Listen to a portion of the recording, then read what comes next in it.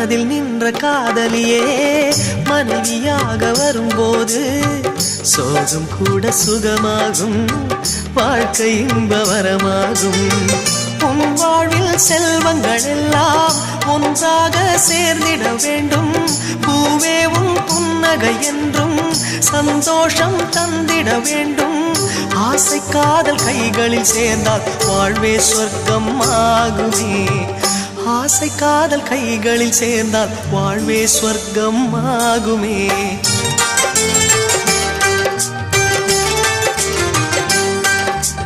ஆனந்தம் ஆனந்தம் பாடும் மனமாசையின் ஊஞ்சலில் ஆடும்.